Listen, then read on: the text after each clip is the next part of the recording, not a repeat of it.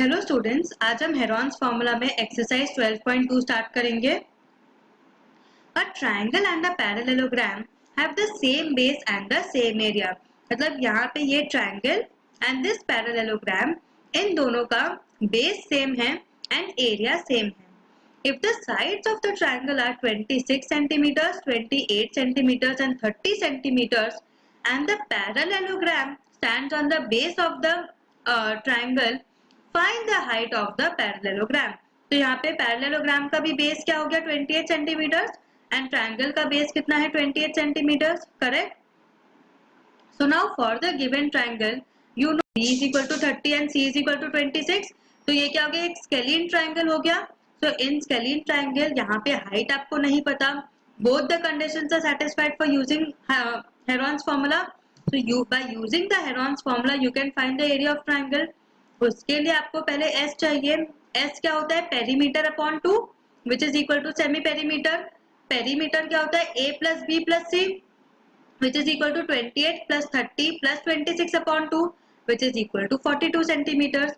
तो area of triangle क्या हो जाएगा, under root of s into S minus A into S minus B into S minus C which is equal to under root of 42 into 42 minus 28 42 minus 30 into 42 minus 26। तो जब आप इसको पूरा solve करोगे तो आपको क्या मिलेगा, area of the triangle is equal to 336 centimetre square. ठीक है। नाउ आपको क्वेश्चन में दिया था कि area of the triangle is equal to area of parallelogram, correct. So what will be the area of parallelogram, 336 centimetre square.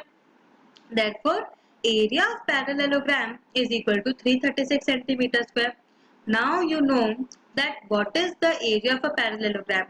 Area of parallelogram is equal to base into height, that is 336 is equal to base 28 into height। तो height क्या हो जाएगा, 336 divided by 28 which is equal to 12 centimeter।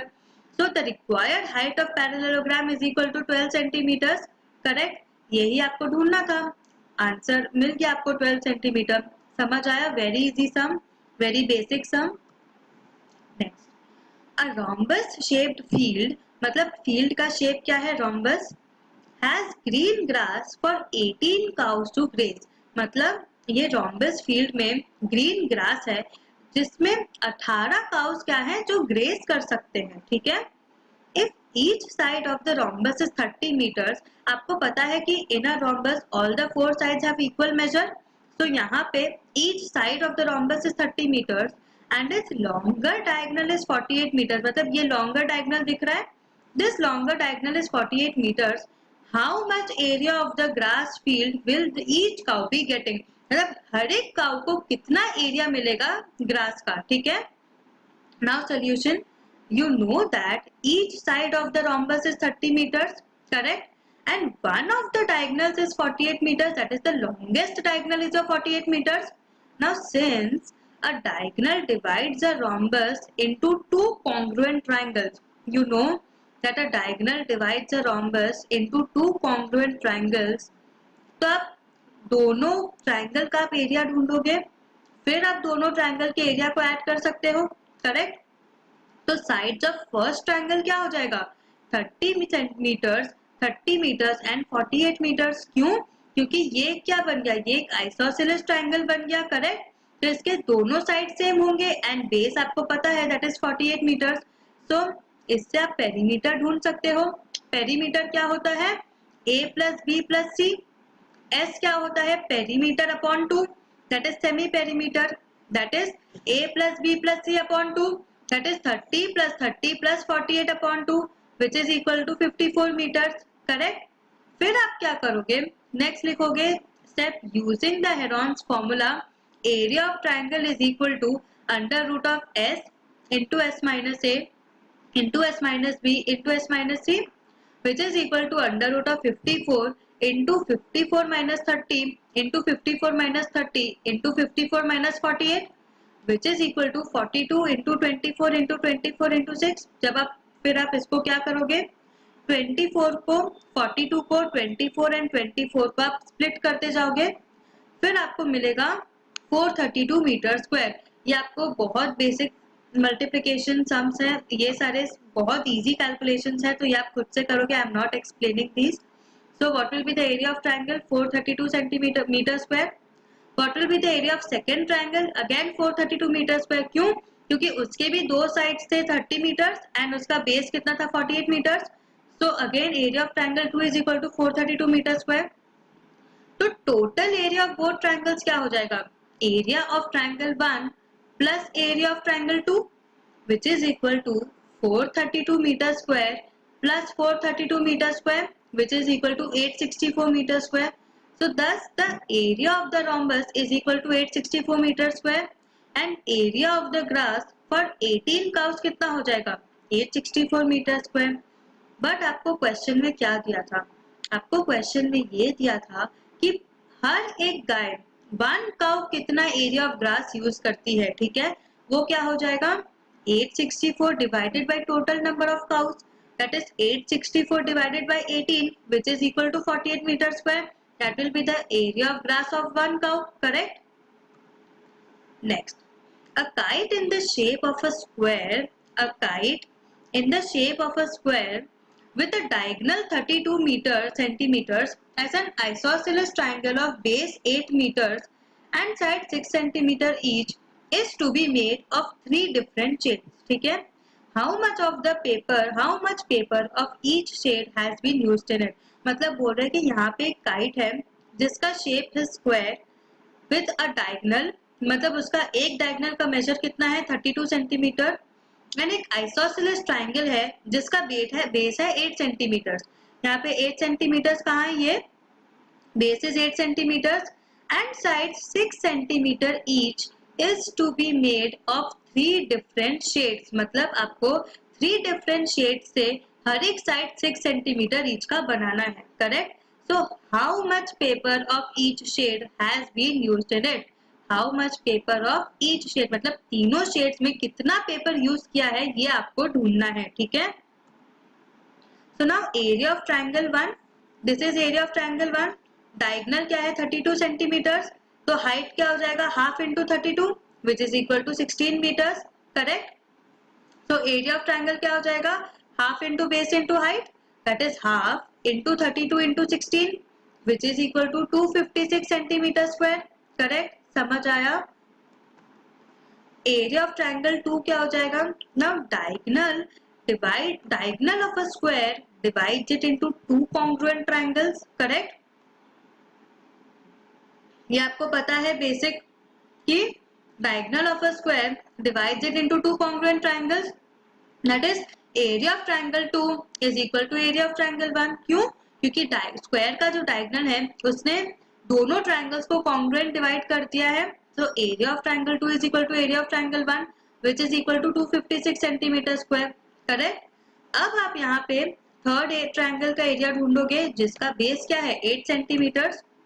Now the triangle equal to 8 centimetre, b is equal to 6 centimetre and c is equal to 6 centimetre. Correct? यहाँ पे आपको height नहीं दी है तब basic area of triangle formula नहीं use कर सकते, that is half into base into height. तब क्या यूज करोगे? Area of triangle using the Heron's formula. उसके लिए आपको क्या चाहिए? पेरीमीटर. पेरीमीटर क्या होता है? तीनों साइड्स का sum, that is a plus B plus C which is equal to 8 plus 6 plus 6.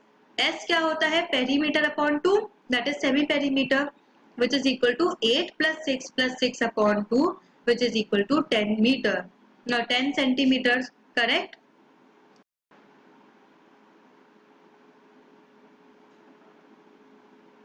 तो S क्या हो जाएगा? 8 plus 6 upon 2 which is equal to 10 centimeters. तो एरिया ऑफ ट्रायंगल क्या हो गया? Under root of S into S minus A into S minus B into S minus C which is equal to under root of 10 into 10 minus 8 into 10 minus 6 into 10 minus 6. Correct?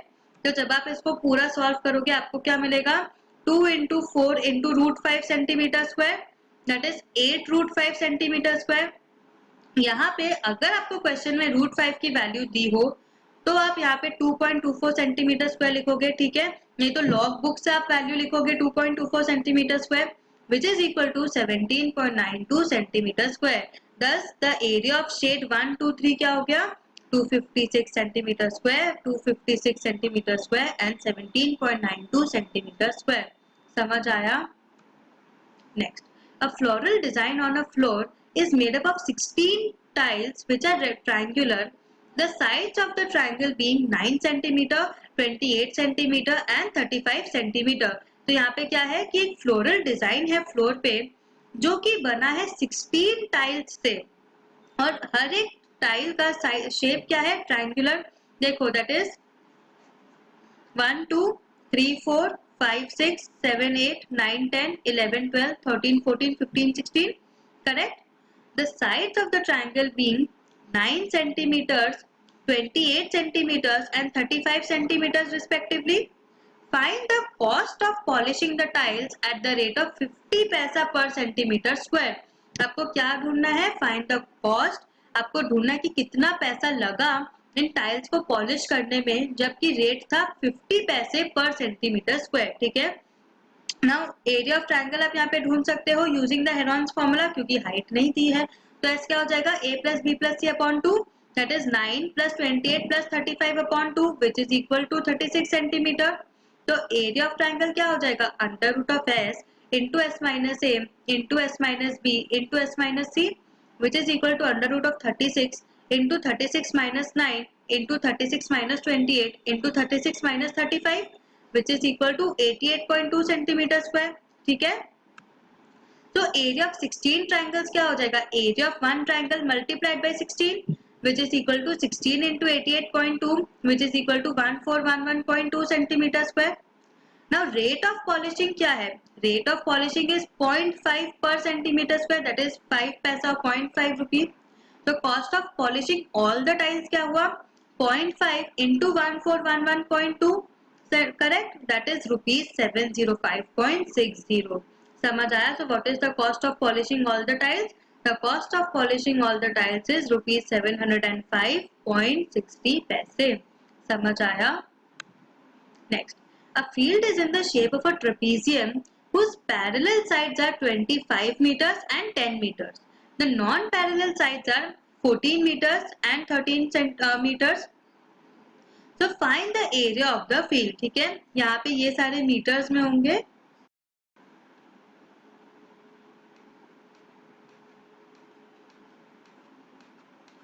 A field is in the shape of a trapezium whose parallel sides are 25 meters and 10 meters. ये पूरा trapezium है that is 10 plus 15 is equal to 25. The non-parallel sides are 14 meters and 13 meters. Find the area of the field. मतलब आपको पूरे area का field का area ढूंढना है. ठीक है. Now a trapezium ABCD has parallel sides as AB ये पूरा AB 25 meters and DC is equal to 10 meters that is ABCD. Non-parallel sides are 14 meters and 13 meters. Field is divided into parallelogram ABED and triangle BCE. Correct? Area of triangle BCE क्या हो जाएगा? आप using Heron's formula करोगे. That is sides of triangular A is equal to 13 meters, B is equal to 14 meters and C is equal to 15 meters. That is S is equal to A plus B plus C upon 2 which is equal to 13 plus 14 plus 15 upon 2 which is equal to 21 meters. तो area क्या हो जाएगा using Heron's formula area of triangle BCE is equal to under root of S into S minus A into S minus B into S minus C which is equal to under root of 21 into 21 19 and 21 minus 15 which is equal to 84 meter square. ठीक है.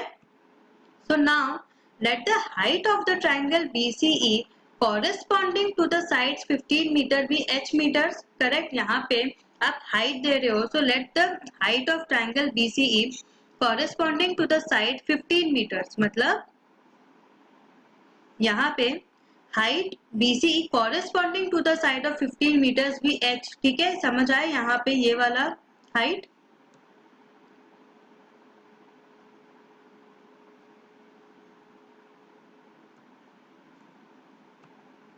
तो area of triangle क्या हो जाएगा half into base into height which is equal to area of triangle आपको मिला 80.